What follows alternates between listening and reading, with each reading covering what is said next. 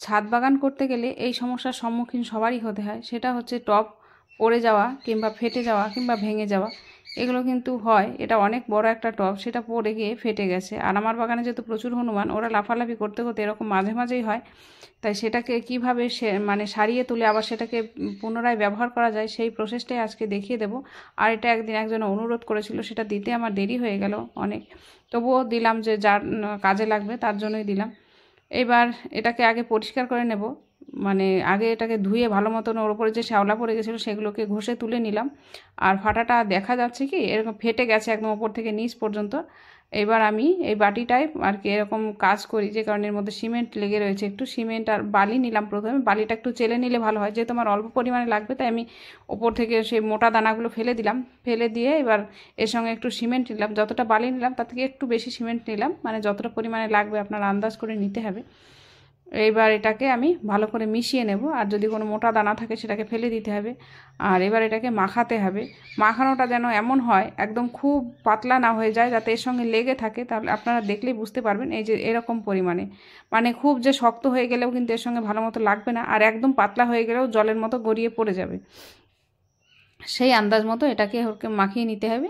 নিয়ে এবার ফাটা জায়গার উপর দিয়ে এইভাবে দিয়ে দিতে হবে।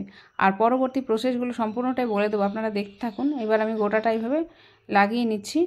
যেহেতু এটা ফাটা তাই ওপর দিয়ে দিয়ে দিলাম। যদি একদম ছেড়ে যেত সেটাও কিন্তু এইভাবে জয়েন্ট করা যায়, সেটাকে আবার একটু মানে অন্য অন্য প্রসেসে করতে হয়, একটু বেঁধে নিতে হয়, তাহলে তারপরে বাঁধনটা খুলে দিলেই হয়।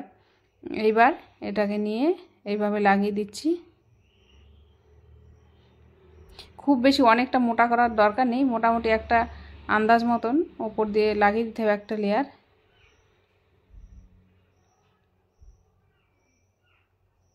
আর এতে কিন্তু এরপরে জল দিতে হবে, জলটা কিন্তু সঙ্গে সঙ্গে দেওয়া যাবে না। যারা নতুন তাদের জন্য বলছি আর কি, জলটা দেওয়ার সময় একটু দেখে শুনে দিতে হবে, যাতে মানে এটা করার পরে যদি জল না দেওয়া হয় তাহলে কিন্তু ভালো মতো আটকাবে না, আর একদম সঙ্গে সঙ্গে জল দিলেও কিন্তু ধুয়ে যাবে। এটা আমি যেদিন করছি সেটা হচ্ছে বিকেলবেলা।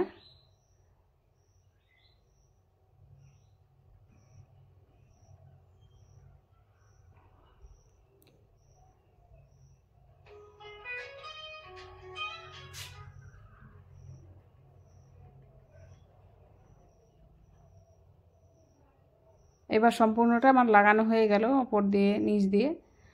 যতটা পরিমাণে ফেটেছে একদম ওপর থেকে নিচ পর্যন্ত কিন্তু এটা ফেটে গেছে এইভাবে।